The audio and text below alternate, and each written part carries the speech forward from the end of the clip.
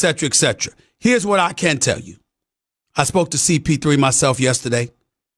Emphatically and categorically denies that there's any truth to the reports whatsoever. He says, on my kids, I have never demanded a trade. Ever. It is not true. It is patently false. It never happened. That's what he wants to say. Okay?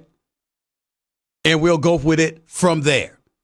CP3 did not demand a trade. He did not verbalize.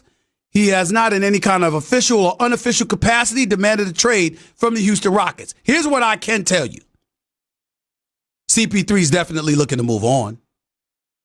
CP3 definitely understands the business of the NBA and understands that when you come up short in back-to-back playoff appearances, Western Conference Finals, you go down in Game 5, Game 6, and Game 7. The Houston Rockets ultimately lose that series and end up not going to the NBA Finals. And then this year, Kevin Durant goes down in Game 5. CP3 is still healthy, ready to play, and they still can't get it done. They give up a fourth quarter lead, and Steph Curry and those boys saved the day in Game 5 after Kevin Durant went down. And then in Game 6, after going scoreless in the first half, Steph Curry drops 33 points in the second half. Golden State wins the game and the series, infuriating owner Tillman Fertitta.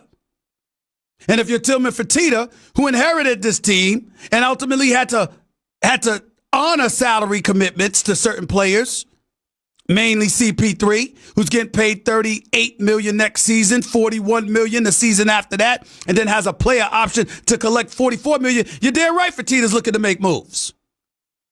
The question is, can you move CP3, A, or B, is that really the problem with the Houston Rockets? Because I'm here to tell you something right now, ladies and gentlemen. I'm coming from an entirely different angle. Now, CP3 clearly is not the CP3 he used to be. He's missed 24 games each of the last 2 seasons. Both of his years in Houston, he's played 116 of a possible 164 games. He's only missed 2 playoff games, but they were 2 playoff games that some believe cost him a title. Because the belief is that CP3, had he not gotten hurt, Houston would have won. Not by me. I don't believe that. I think Golden State still would have beaten them. But there are many people out there that believe the way Houston was flowing up 3-2 in that series, that CP3, if he was available for Game 6 and 7, and Game 7 was at the Toyota Center in Houston, that CP3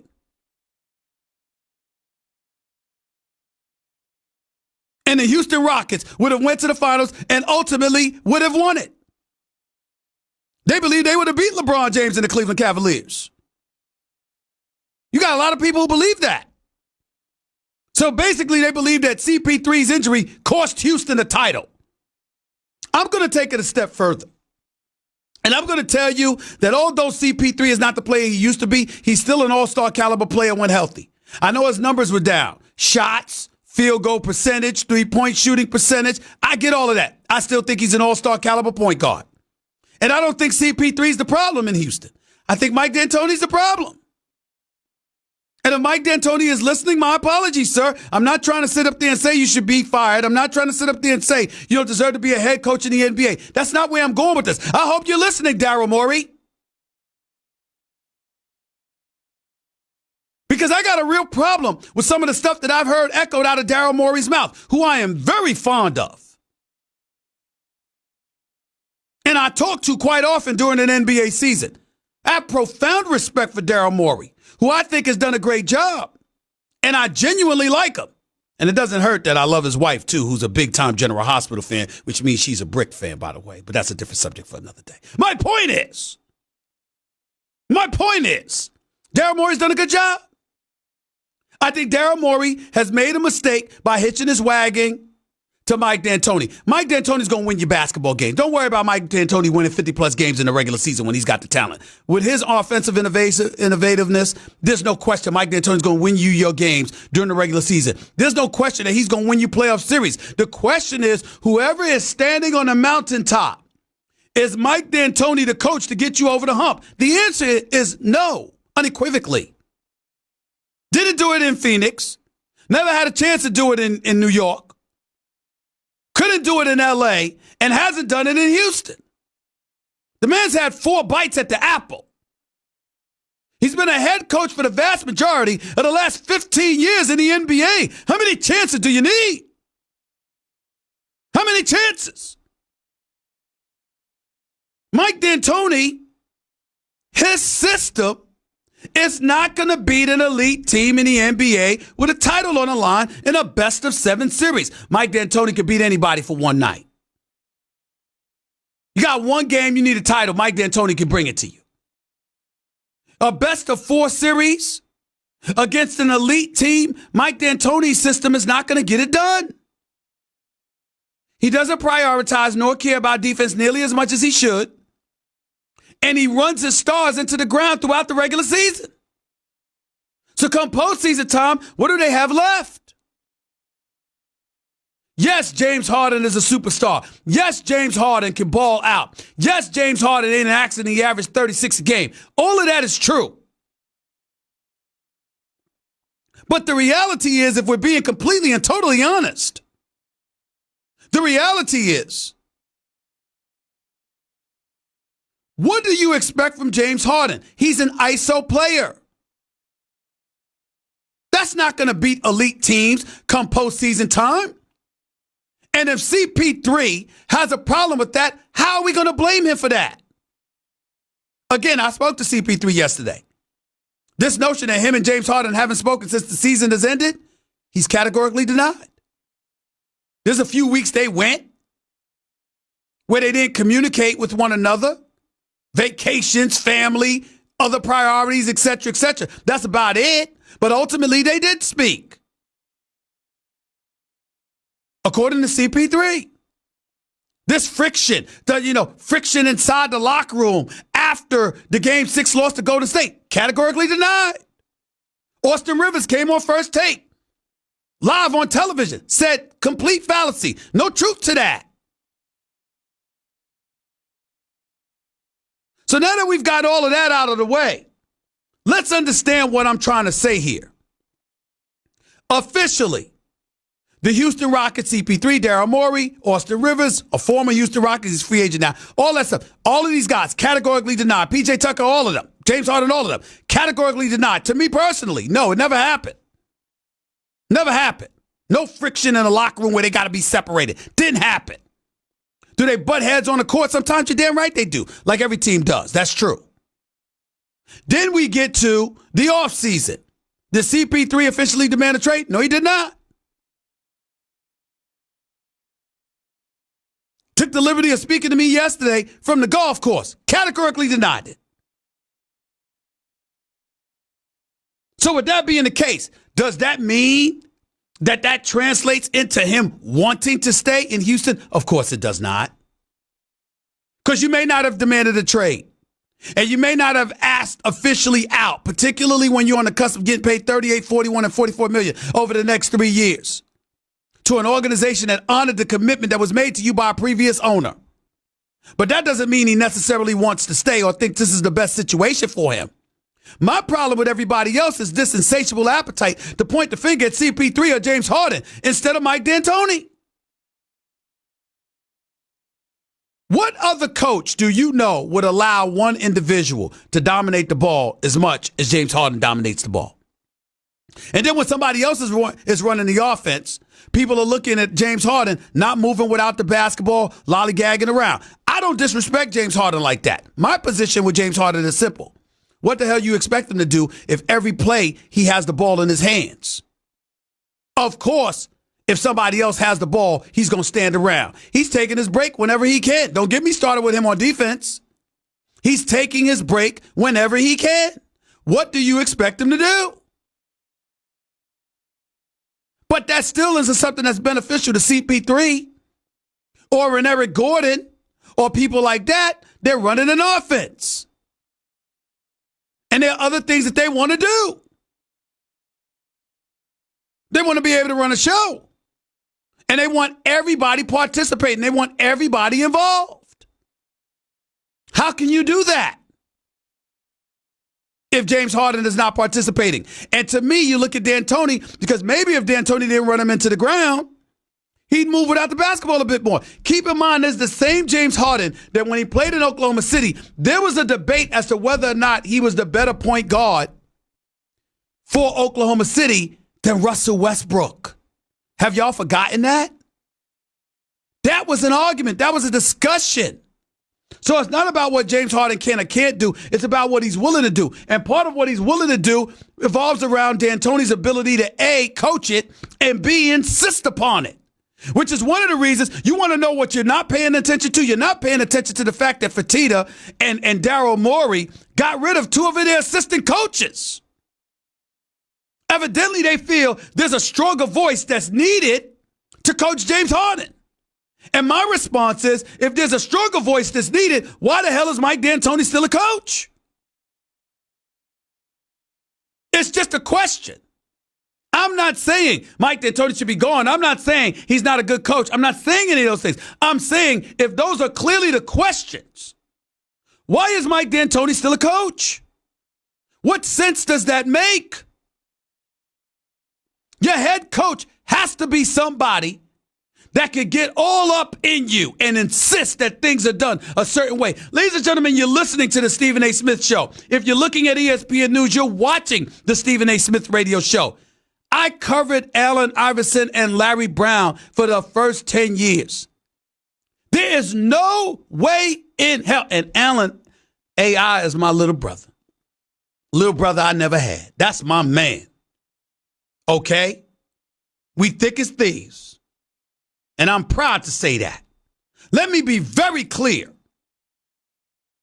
You think James Harden is a harder personality to coach than Allen Iverson? Because if you do, you don't, forget knowing basketball, you don't know human beings. You think Shaq's hard-headed? You think Kobe's hard-headed? You think James Harden's hard-headed? You think Russell Westbrook's hard-headed? Man, you ain't coach Allen Iverson. You talk about a brother that lived by the Frank Sinatra creed. I did it my way. Oh, no, you don't know. You have no clue. That is a brother that operated to his own beat. I'm going to give you a little background, and I'm going to put it in a perspective that Allen Iverson may have never chose to. Unfairly incarcerated, thanking his heavenly father for Governor Douglas Wilder, who granted him clemency on his last day in office to get him out of prison for that bowling alley brawl. After what Allen Iverson went through, I mean, John Thompson had an opportunity to tell him what to do, and John Thompson MF'd him every day. That was, Allen Iverson said that was his middle name. Allen MF'ing Iverson. Because that's how John Thompson talked to him. Out of love, of course. And that's about the last person that could really get away with, like, telling him what to do. Because Allen Iverson was at Georgetown trying to make a name for himself or reestablish his greatness and ultimately end up being the number one overall pick in the NBA draft. That was Allen Iverson. Did that stop Larry Brown from getting all up in him? Did that stop Larry Brown from saying, yeah, Stephen, you just don't understand, Stephen. He doesn't listen. He's just hard-headed, Stephen. You don't get it, Stephen. I mean, I don't understand why you even ask me, Stephen. I mean, what the hell are you asking me? We get another shooter for. What difference does it make, Stephen? He's not going to pass the ball anyway. He's just going to shoot the ball, Stephen. Why are you even asking me those questions, Stephen? That's what I dealt with. That's what I dealt with. I dealt with Larry Brown telling, oh, Stephen, what do you expect, Stephen? I mean, come on now. And Allen Iverson, man, turn on that tape recorder, man. Yo, man, if I got the ball, right, and I dribble the ball to half court, right, it take about 5, 6, maybe 8 seconds sometimes, right? Yeah. And then after that, I get off the ball to Aaron McKee, right? And he gives it to George Lynch. And he gives it to Tyrone Hill. And he gives it to Dikembe Mutombo. And y'all give the ball back to me. Evidently, you didn't want to shoot anyway. What the hell am I supposed to do? It's a true story. It's a true story. You don't believe me? Ask Larry Brown. Ask Allen Iverson. Ask Billy King. They all know I'm telling the truth. You can't make this stuff up. But Larry Brown coached him, which is why Allen Iverson reveres Larry Brown. Larry Brown coached him, which is why he's a Hall of Famer. Larry Brown coached him, which is why Larry Brown had the nickname Mr. Fix-It. Because until his career was tarnished when he became a coach of the New York Knicks, Larry Brown was considered one of the greatest coaches we've ever seen. And by the way, I'm here to tell you something right now. As far as I'm concerned, somebody should pull a Jerry West with what he did with Hubie Brown. Remember when Jerry West was the executive and the president of basketball operations for the Memphis Grizzlies, and then ultimately he got Hubie Brown to be his coach? And you're like, where the hell has this come from? All these young aspiring coaches out here, relatable to today's players. You give us Hubie Brown? And I said then, it was a brilliant hire. Why? Because Hubie Brown is a teacher. The man has forgotten more basketball than most people will ever know. It's just that he so happens to be great with television and radio, too. Larry Brown, I don't know how he would be on radio and television, but I'm here to tell you something right now. It's a damn travesty that one of these young coaches don't have Larry Brown on his staff. It's a damn travesty that Larry Brown isn't still a head coach somewhere for somebody in the NBA right now because he's a teacher. And we got a whole bunch of people with talent that don't know how to play and refuse to play the right way. So if Larry Brown couldn't be your head coach, he should at least be on somebody's staff. But that's just me. But we here talk about James Harden and CP3. But we have nothing to say about Mike D'Antoni. I don't understand that. I don't get that. Maybe somebody can explain. 888-SAY-ESPN. That's 888-729-3776. That was Straight Talk Wireless. Everything for less only at Walmart. We'll continue as the show progresses with your phone call. Got a special guest coming on. Start hour number 2. I'm also going to get into the Boston Celtics because Lord have mercy how things have collapsed on Danny Ainge's watch. I'll explain to you exactly what I'm talking about and then some, and just continue to crystallize free agency and some of the teams who may win and some of the teams who may benefit and some of the teams who may lose when all is said and done. It's just a matter of weeks away before we know who the winners and losers are. You're listening live to the Stephen A. Smith Show, ESPN Radio, ESPN News. By the way, when you're hiring, you don't want to waste time sorting through dozens of irrelevant resumes. You want an efficient way to get to a short list of qualified candidates. That's why you need Indeed.com. Post a job in minutes, set up screening questions based on your job requirements, then zero in on qualified candidates using an intuitive online dashboard. Discover why 3 million businesses use Indeed for hiring. Post a job today at Indeed.com/hire. Search for greatness. Search Indeed.